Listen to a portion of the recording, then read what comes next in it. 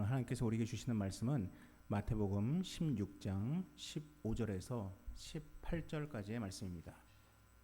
제가 가진 성경으로 신약성경 27페이지입니다.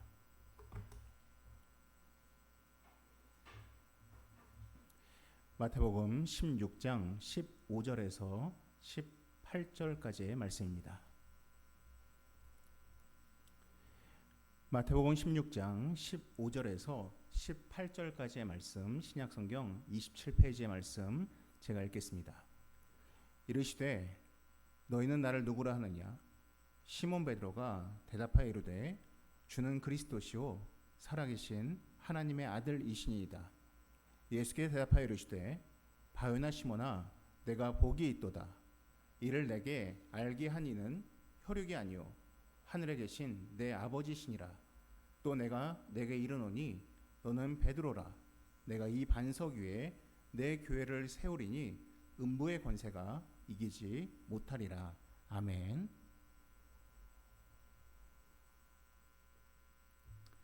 제가 예전에 한 라디오 방송에서 들었던 내용입니다. 이 결혼식장에서 있었던 일입니다. 이 신랑과 신부가 모두 기독교인이어서 이제 그 결혼식이 기독교식으로 진행 중이었습니다. 그리고 축사 시간이 되었는데 이 축사자가 직접 전달하는 것이 아니라 사회자가 대신 축사자가 건네어준 그 축사문을 대신 낭독을 하게 되었습니다. 거기에 보면은 그 축사문에 그 성경 구절을 읽어달라는 요청이 있었습니다. 그래서 축사 내용 가운데 있던 성경 구절은 요한일서 4장 18절이었습니다. 그래서 이 축사자가 이제 성경책을 펼쳐서 이 요한일서 4장 18절을 읽어야 되는 것입니다. 근데 참 말씀이 좋습니다. 앞에 나와 있지만은 사랑 안에 두려움이 없고 온전한 사랑이 두려움을 내쫓나니 두려움에는 형벌이 있음이라. 두려워하는 자는 사랑 안에서 온전히 이루지 못하느니라라는 말씀이었습니다. 그래서 사랑 안에 두려움이 있다. 또한 온전한 사랑은 두려움도 내쫓을 수 있다라는 이 말씀을 이제 축사자가 이 글귀로 읽어달라라고 요청을 하였습니다. 그런데 문제는 사회자가 교회를 다닌 지 얼마 되지 않은 초신자였습니다. 그래서 이분이 요한 1서를 찾아야 되는데 이분이 대신 요한복음 4장 18절을 읽게 된 것입니다. 요한복음 4장 18절은 이러한 말씀입니다. 너에게 남편 5이 있었고 지금 있는 자도 내 남편이 아니니 내 말이 참되도다라는 말씀이었습니다. 여러분, 우리가 보통 성경에 있는 말씀을 하나님의 말씀이라고 이야기를 합니다. 그리고 성경에 있는 모든 말씀들은 다 좋은 말씀일 것이다 라고 생각을 합니다. 그것은 성경을 흡사 경전으로 오해하는 경우입니다. 경전의 경우에는 다 좋은 글귀들만 가득 차 있습니다. 근데 성경은 경전이 아닙니다. 성경은 인간의 삶 가운데 녹여져 있는 하나님의 역사입니다.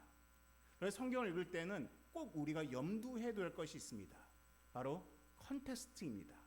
즉 맥락 혹은 전후 사정 없이 성경의 구절 한 개만 떼서 읽으면은 방금 읽으신 것처럼 굉장히 오해를 일으킬 수 있는 구절이 될 수 있다라는 것입니다.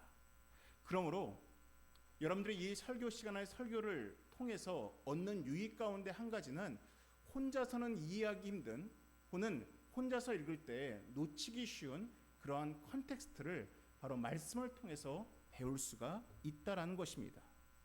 예수님은 30살에 사역을 시작하셨습니다. 그리고 아시다시피 33살에 십자가에서 죽임을 당하시고 또한 부활을 하셨습니다. 주님은 십자가에 달리시기 바로 전까지 자신이 죽을 것이라는 말씀을 별로 하시질 않았습니다. 그런데 이제 예루살렘 성에 들어가기 바로 전 즈음에 주님은 비로소 내가 죽임당하고 또한 부활당할 것이다 라고 말씀을 하셨습니다. 그래서 이 말씀을 하실 때는 바로 이 사역의 마무리 때라는 것을 인지할 수가 있습니다. 오늘 우리가 읽은 마태복음 16장에서 보시게 되면은 주님은 비로소 자신의 죽음을 말씀하십니다. 그리고 부활 또한 말씀하십니다. 이걸 통해서 지금 이 때가 바로 예수님의 사역의 바로 마무리를 짓는 때임을, 즉 마지막 때에 가까워 오고 있음을 알 수가 있는 것입니다. 이때의 장소가 어디냐? 마태복음 16장 13절을 보시면 여기에 장소가 나와 있습니다. 빌립보 가이사랴라는 곳입니다. 혹은 다른 성경에서는 가이사랴 빌립보라고 이야기를 합니다. 여기가 어디냐? 여러분 앞에를 보시면은 지도가 나와 있습니다. 지도를 보시면 가장 윗부분에 빨간색 네모로 되어 있는 곳이 바로 가이사랴 빌립보입니다. 저 북쪽에는 헤르몬산 혹은 헐몬산이 가까워 있는 바로 이스라엘의 거의 북쪽이라고 말할 수 있는 곳입니다. 왜 이름이 가이사랴 빌립보냐? 이유가 있습니다.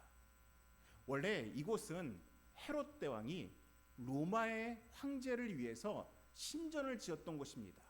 그 신전은 로마의 여러 신 가운데 그 목축의 신, 목양의 신이라고 불려지는 판이라는 신을 위해서 지은 판의 신전이 있던 곳입니다. 근데 헤롯 대왕이 죽은 다음에 그 아들 빌립이 또 다른 로마의 황제를 위해서 이 도시를 바친다라는 의미로 도시의 이름을 바꿨습니다. 그래서 로마의 황제를 의미하는 가이사랴라는 이름을 붙인 것입니다. 그리고 자신의 이름 빌립을 그 뒤에 붙였습니다. 그래서 이 가이사랴 빌립보는 헤롯 대왕의 아들 빌립이 로마의 황제를 위해서 바친 도시였습니다. 그래서 여기에는 뭐가 많았느냐? 바로 로마의 황제와 로마의 신들을 기리는 신전들이 가득했습니다. 그래서 지금은 많이 무너져 있지만은 앞에 보이시는 조감도가 바로 예수님께서 활동할 때의 가이사랴 빌립보의 한 지역의 모습입니다.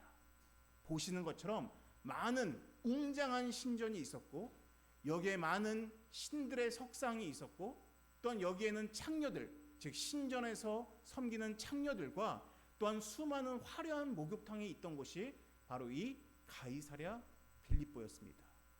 물론 지금 가보면은 이러한 건물들은 다 존재하지 않습니다. 그래서 이처럼 그냥 흔적만 남아 있는 곳이 되어버렸습니다. 과거의 예수님 당시 때의 모습은 간직하고 있지 않습니다. 하지만 예수님 당시 때 이곳은 참으로 화려한 신전들이 가득한 곳이었습니다. 여기서 주님께서 제자들에게 15절에 이러한 질문을 하십니다. 너희는 나를 누구라 하느냐? 그때 베드로가 16절에 이러한 고백을 합니다. 시몬 베드로가 대답하여 이르되 주는 그리스도시요 살아계신 하나님의 아들이시니이다 라고 이야기를 합니다. 사실 그 전까지 많은 사람들이 예수님을 호칭하던 여러 표현들이 있습니다. 주님은 메시아입니다. 주님은 그리스도십니다. 주님은 구원자십니다. 주님은 우리의 랍비십니다라는 이러한 많은 호칭들을 붙였습니다. 근데 이러한 호칭들은 다 일반적으로 사람들에게 붙이는 명칭이었습니다. 근데 베드로가 처음으로 예수님을 향해서 신격화된 표현을 쓰고 있습니다. 하나님의 아들이십니다라고 표현을 하고 있는 것입니다. 예수님의 신성을 인정하는 최초의 고백이었습니다. 근데 참 눈에 띄는 게 있습니다. 그냥 하나님의 아들이 아니라 살아계신 하나님의 아들이다라는 표현을 쓰고 있습니다. 그럼 생각해 보십시오. 하나님이면 하나님이지 왜 굳이 살아계신 하나님이라는 표현을 쓰겠습니까? 거기엔 이유가 있습니다. 제가 대학교 1학년 때 그 예술전도단이라는 선교단체에서 활동을 했습니다. 그리고 대학교 1학년 때 여름방학 때 그 강릉이라는 곳으로 그 선교를 갔습니다. 그래서 국내 선교를 떠났는데 한 10명이 한 팀이 돼서 그 지역으로 선교를 떠난 것입니다.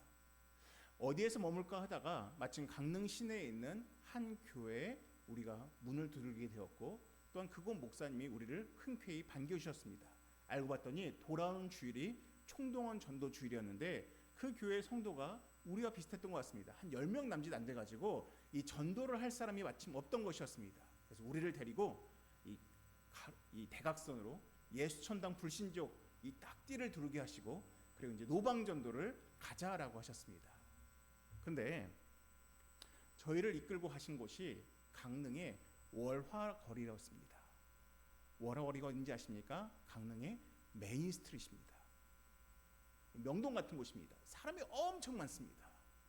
저희를 데리고 가셔서 그 목사님이 딱 한마디 하신 겁니다. 여러분들, 자, 동그랗게 서십시오. 그래서 이 10명의 대학생들이 딱 동그랗게 섰습니다. 그래서 목사님이 이렇게 말씀합니다. 여러분들, 무릎을 꿇으십시오. 선뜻 무릎이 안 꿇어지는 겁니다. 제가 과거에 선교를 가도 또한 교회에서 예배드릴 때도 종종 무릎을 꿇은 적이 있는데, 이 강릉의 이 명동 같은 곳에서 사람들 막 지나다니는데 여기서 무릎을 꿇으라니까 선뜻 엄두가 나지 않는 것입니다. 선배가 딱 무릎을 꿇으니까 다 꿇었습니다. 근데 목사님이 한마디 하신 겁니다. 여러분들 여기서 자 이제 통성기도를 하시면서 하나님 이 땅을 우리에게 주십시오라고 기도합시다라고 하는 겁니다. 그럼 그게 나오겠습니까? 그럼 교회에서 통성기도야 좀 나오겠지만은 그곳에서 그렇게 통성기도를 하려니까 참 멋졌고 부끄러운 것입니다. 근데 여러분, 베드로가 하는 이 고백이 그러한 고백입니다. 살아계신 하나님이란 이 표현은 구약 성경에 자주 나옵니다. 근데 언제 나왔냐? 이교도들, 이방신을 믿는 사람들 앞에서 유대인들이 자주 쓰던 표현이었습니다. 이 말의 의미가 무엇이냐? 너희가 믿는 신은 죽은 신이고 오직 우리 하나님이 참 살아계신 신이다라는 표현으로 쓸 때 고백한 것이 바로 살아계신 하나님입니다.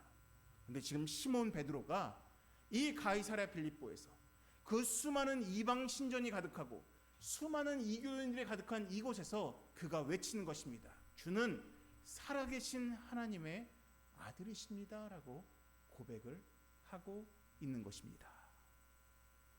그러자 주님이 칭찬하십니다. 18절에 이렇게 말씀하십니다. 또 내가 내게 이르노니 너는 베드로라. 내가 이 반석 위에 내 교회를 세우리니 음부의 권세가 이기지 못하리라 라고 말씀하십니다. 그러면서 뒤이어 이렇게 말씀하십니다. 내가 천국 열쇠를 내게 주리니 내가 땅에서 무엇이든지 매면 하늘에서도 매일 것이요 내가 땅에서 무엇이든지 풀면 하늘에서도 풀리리라 라고 말씀을 하십니다. 근데 이 말씀 19절을 곡해해서 이 캐톨릭에서는 이 교황에게 굉장히 많은 권한을 부여합니다. 그 배경이 바로 이 19절의 말씀을 많이 오해하기 때문입니다. 근데 이 16장 19절의 말씀을 올바로 이해하기 위해서 우리가 성경 한 구절만 보면 올바로 이해할 수가 있습니다. 우리 마태복음 16장에는 이렇게 킵을 하시고 우리 23장 13절을 보시겠습니다.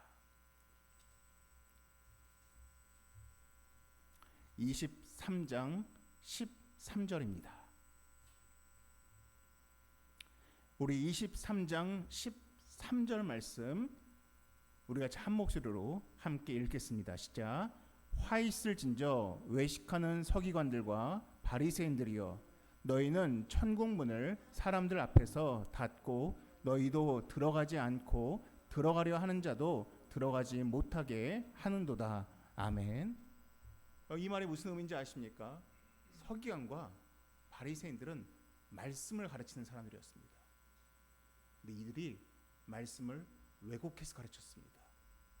말씀을 잘못 전달했습니다. 그러니 본인들도 천국에 못 들어가게 하고 그 왜곡된 말씀을 듣는 청중들도 그 천국에 들어가는 길을 막게 했다라고 주님이 꾸짖는 것입니다.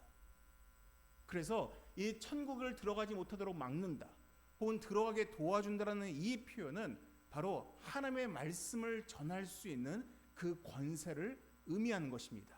그래서 우리가 오늘 본문 16장 19절에서의 이 천국 열쇠를 준다라는 이 표현은 바로 하나님께서 교회에게 또한 사역자들에게 하나님의 말씀을 전할 수 있는 말씀의 사도권, 바로 말씀의 권위를 허락해 준다라는 그 의미를 담고 있는 것입니다. 그래서 우리가 교회라는 곳에 와서 사역자를 통해서 말씀을 듣는 것은 바로 이러한 배경에 깔려 있는 것입니다. 여러분, 주님께서 베드로에게, 그 베드로의 기반을 세운 교회에게 이러한 권위를 주셨습니다. 그 이유는 바로 이 고백 때문이었습니다. 주는 그리스도시요 살아계신 하나님의 아들이십니다라는 그 놀라운 고백 때문이었습니다. 그런데 문제는 21절을 보시면 아까 서두에 말씀드린 주님께서 비로소 처음으로 자기의 죽음과 부활을 말씀하셨습니다. 21절 중반부에 이렇게 나옵니다. 많은 고난을 받고 죽임을 당하고 제3일에 살아나야 할 것을 제자들에게 비로소 나타내셨다라고 이야기를 하고 있습니다. 이걸 베드로가 들었습니다. 그러자 베드로가 22절에 이러한 고백을 합니다. 여러분, 16절에 고백을 한 지 하루 이틀이 지난 게 아닙니다. 바로 이어서 나오는 이야기입니다. 베드로가 22절에 이렇게 말합니다. 예수를 붙들고 항변하여 이르되 주여 그리 마옵소서. 이 일이 결코 죽게 미치지 아니하리이다라고 이야기를 하고 있습니다. 여기 나오는 항변하다라고 번역된 헬라어 에피티마오는 책망하다, 꾸짖다라는 의미입니다. 즉 지금 베드로가 예수님을 꾸짖고 있습니다. 베드로가 예수님을 책망하고 있습니다. 그러면서 뒤이어 뭐라고 이야기합니까? 주여 그리 마옵소서라고 이야기합니다. 여러분, 영어 성경을 보게 되면 딱 한 단어 나와 있습니다. 뭐라고 나오는지 아십니까? never라고 되어 있습니다. 베드로 같은 제자가 예수님을 향해서 never라고 표현을 쓰고 있는 것입니다. 결코 안 돼라고 이야기를 하고 있는 것입니다. 심지어 뒤에 뭐라고 하고 있습니까? 이 일이 결코 죽게 미치지 아니하리이다라고 이야기하고 있습니다. 무슨 말인지 아십니까? 이 일이 당신에게 발생하도록 내가 내버려 두지 않겠습니다라고 이야기하고 있는 것입니다. 속된 말로 지가 뭔데? 베드로가 뭔데? 하나님이 그렇게 하시겠다고 하는데 베드로 같은 인간이 주님을 향해서 결코 그 일이 이루어지지 않도록 내가 허락하지 않겠다라고 말하고 있는 것입니다. 여러분, 베드로의 이 말이 이해가 되십니까? 아니, 분명 앞선 16절에서는 주님을 향해서 가장 최초의 예수님의 신성을 고백하는 살아계신 하나님의 아들이십니다라고 얘기했는데 하루 몇 분 되지 않아서 주님을 향해서 책망하고 never 그리 마옵소서 얘기하고 심지어 그 일이 일어나지 않도록 내가 막겠다라고 이야기를 하고 있는 것입니다. 그럼 저기 책장에 보시면은 팡세라는 책이 있습니다. 이 파스칼이 쓴 책입니다. 참고로 이 팡세는 파스칼의 유언작입니다. 그래서 파스칼이 가장 노년에 쓴 글들을 모은 책이 바로 팡세입니다. 사실 이 팡세의 오리지널 원제를 보게 되면은 종교 및 기타에 관한 여러 글들이라는 것이 팡세의 원제입니다. 근데 여기에서 나온 그 파스칼의 유명한 말이 있습니다. 그게 뭐냐? 인간은 생각하는 갈대다라는 표현입니다. 인간은 생각하는 갈대다라는 표현이 바로 이 파스칼의 책 팡세에서 처음 나왔던 표현입니다. 인간은 생각하는 갈대라는 이 말은 우리에게 중요한 두 가지를 이야기합니다. 첫 번째는 인간은 이 땅에서 유일하게 이성을 가지고 생각하는 존재라는 것입니다. 두 번째는 무엇이냐? 인간의 연약성입니다. 인간은 참 쉽게 흔들립니다. 근데 인간이 흔들릴 때 그냥 흔들리는 것이 아닙니다. 무엇에 의해서 흔들립니까? 바람에 의해서 흔들립니다. 바람이 불면 갈대는 흔들립니다.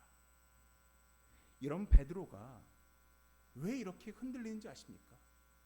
왜 방금 직전에는 주를 향해서 살아계신 하나님의 아들이라고 고백했다가 왜 얼마 되지 않아서는 주를 책망하고 왜 그 일을 막으려고 애를 쓰는지 아십니까? 베드로의 마음 가운데 부는 바람 때문이었습니다. 더 정확히 말하면 베드로의 심령 가운데 들리는 소리 때문이었습니다. 어떤 소리냐? 17절에 보시면 시몬 베드로가 놀라운 예수님을 향한 고백이 끝나자 예수님께서 하셨던 말씀이 있습니다. 베드로를 향해서 예수님이 17절에 이런 말씀을 하십니다.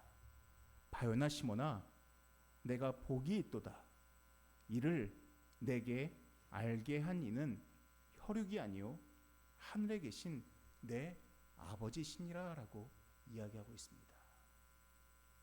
이 순간 베드로의 마음을 흔들리게 하는 바람이 있었습니다. 그 바람은 바로 하나님의 음성이었습니다. 하나님의 가르침이었습니다. 하나님의 계시였습니다. 이 바람이 그 마음속에 부는 순간 베드로의 마음 가운데 깨달음이 생겼습니다. 아, 주님이 참으로 하나님의 아들이시구나. 아, 하나님의 그 음성을 듣는 순간 베드로가 깨닫게 된 것입니다. 그리고 베드로는 고백합니다. 그 깨달음을 자신의 입술로 고백하였던 것입니다. 그런데 그를 깨닫게 했던 이 바람뿐만 아니라 또 다른 바람이 얼마 되지 않아서 불었습니다. 그럼 23절을 보시면 베드로가 예수님을 책망한 다음에 예수님께서 베드로에게 이렇게 말씀하십니다. 23절입니다. 사탄아, 내 뒤로 물러가라. 너는 나를 넘어지게 하는 자로다 라고 이야기하고 있습니다. 여러분, 종종 인간에게 사탄아라고 표현을 쓸 때가 있습니다. 이건 정말로 그 사람이 사탄이라고 지칭하는 것이 아닙니다. 인간은 결코 사탄이 될 수가 없습니다. 그럼 인간을 향해서 지칭하는 사탄은 무엇이냐? 사탄에게 영향을 받는 자여라는 의미를 담고 있는 것입니다. 즉 주님이 베드로에게 사탄아라고 말을 하는 이유는 베드로가 사탄이라고 하는 것이 아니라 지금 베드로가 사탄에 의해서 영향받고 있음을 주님께서 지적하고 계시는 것입니다. 방금 직전에 베드로는 하나님의 음성을 들었습니다. 하나님의 계시를 들었습니다. 그래서 그는 주를 향해서 살아계신 하나님의 아들이십니다 라고 고백했습니다. 몇 분 되지 않아서 이제는 그의 마음 가운데 사탄의 음성이 들렸습니다. 사탄의 유혹하는 소리, 사탄이 그를 붙잡는 소리가 들렸습니다. 그래서 이제는 곧이어서 그는 주님을 책망하는 자가 되었다는 것입니다. 이처럼 인간은 그 내면 가운데 여러 복잡한 음성들이 그 마음을 휘감을 때가 있습니다. 아마 이건 여러분들도 마찬가지일 것입니다. 때로는 여러분 가운데 좋은 음성들, 긍정의 음성들, 여러분들에게 힘을 주고 여러분들을 격려하고 여러분들에게 소망을 주는 음성이 들리다가도 또 어느 한순간에는 좌절과 불안과 격동과 또한 여러분들의 욕망을 사로잡게 하는 소리들이 여러분 내면 가운데 들릴 것입니다. 이걸 적절하게 비유한 책이 있습니다. 아마 여러분들 들어보신 적이 있는 이름일지 모르겠습니다. 네이트 실버라는 사람입니다. 원래 이 네이트 실버가 미국에서 굉장히 유명한 그 포커 치는 플레이어였습니다. 근데 이 네이트 실버가 이 어느 순간부터 이 통계를 공부하기 시작했습니다. 지금은 이 포커 플레이어가 아니라 이 통계학자로 많이 통합니다. 근데 이 네이트 실버가 이 자신의 어떠한 통계학을 연구해서 2008년도 미국 대선에서 50개 주 가운데 49개의 주 또한 상원 의원의 35개 의석을 다 적중시킨 걸로 유명해지기 시작했습니다.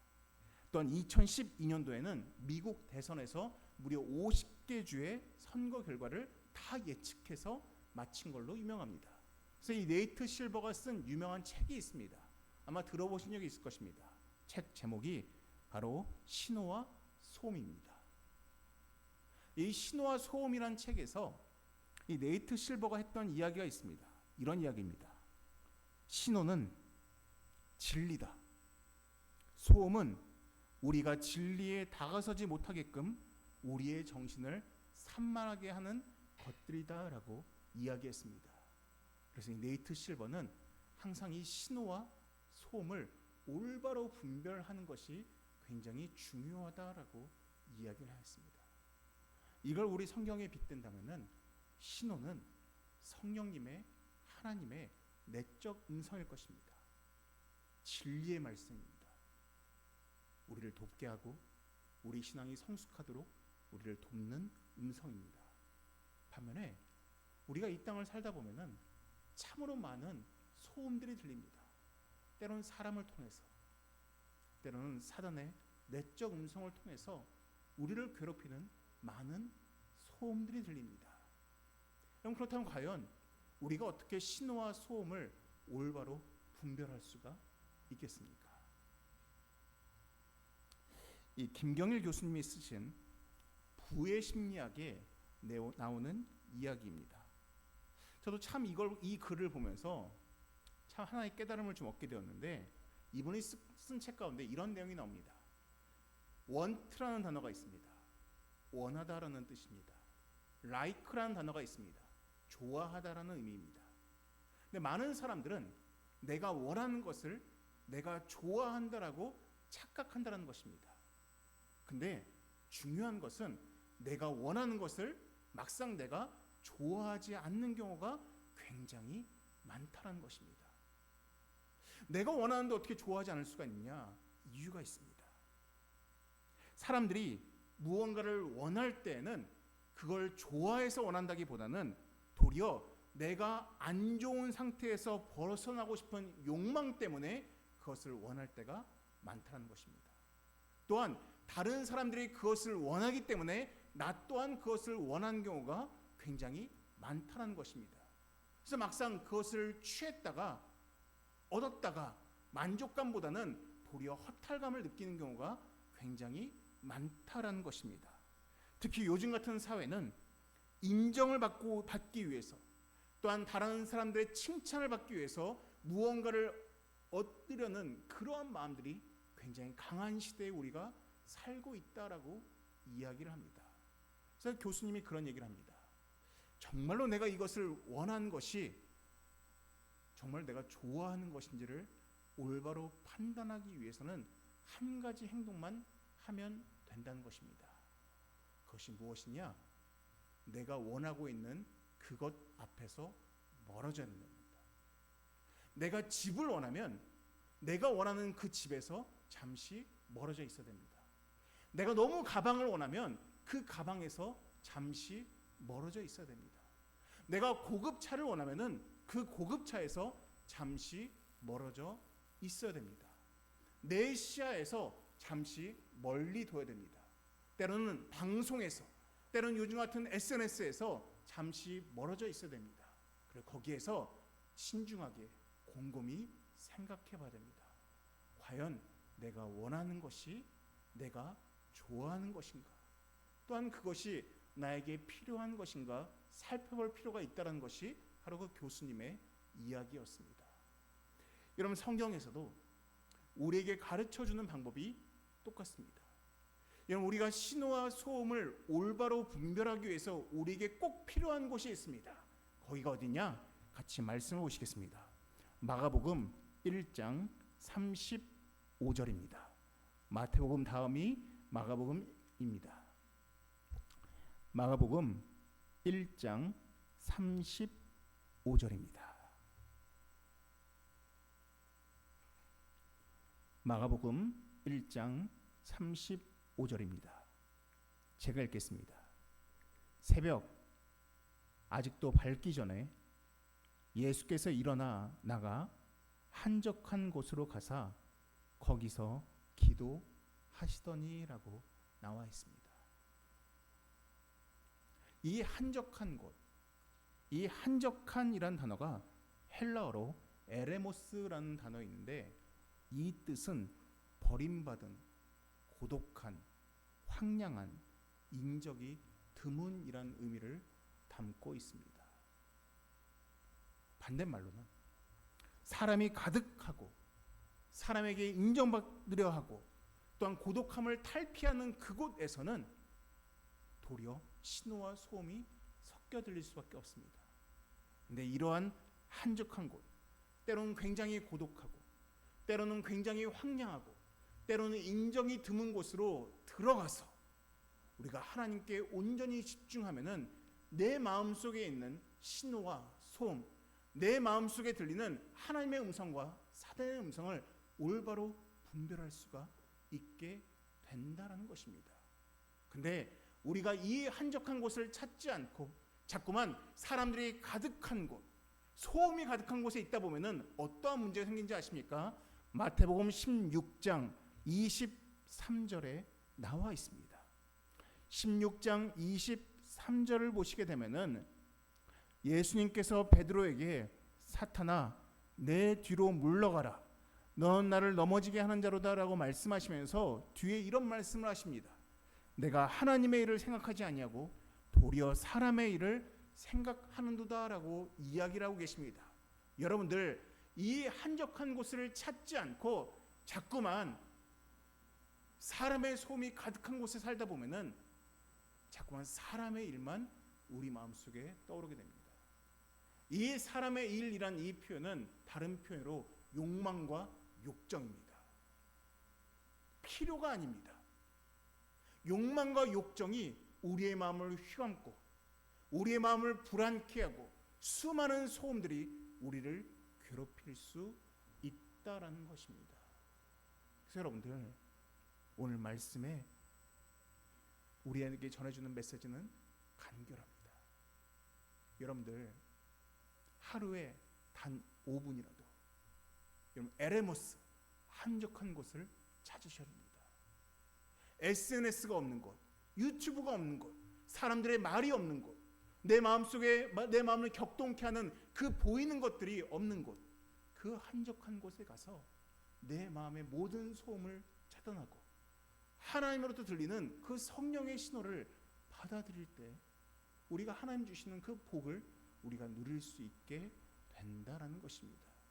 그래서 아까 우리가 불렀던 그 온 마음 다의 찬양의 첫 가사가 무엇입니까?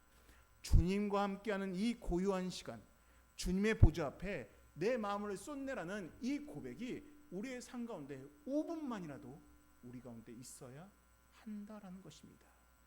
사랑하는 성도 여러분, 돌아오는 한 주간 동안에 여러분들의 삶 가운데서 소음이 아니라 신호를 들을 수 있는 그 한적한 곳을 찾을 수 있는 여러분 되시기를 주님의 이름으로 축원합니다.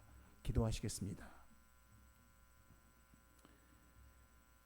하나님, 참으로 우리의 마음이 갈대와 같아서 참으로 우리의 마음이 작은 소음에도 쉽게 흔들리는 자임을 이 시간 고백합니다. 하나님, 구한 것은 주께서 매 새벽마다 한적한 곳에 가셔서 주님과 하나님과 소통을 나누었던 것처럼 하나님, 돌아오는 한 주간 동안 이 많은 소음이 가득한 이 세상 가운데서 에레모스, 그 인적이 드문 곳, 때로는 소외된 곳에 찾아가서 주를 찾을 수 있는 우리가 되게 하여 주시옵소서. 이 모든 말씀 예수님의 이름으로 기도드립니다. 아멘.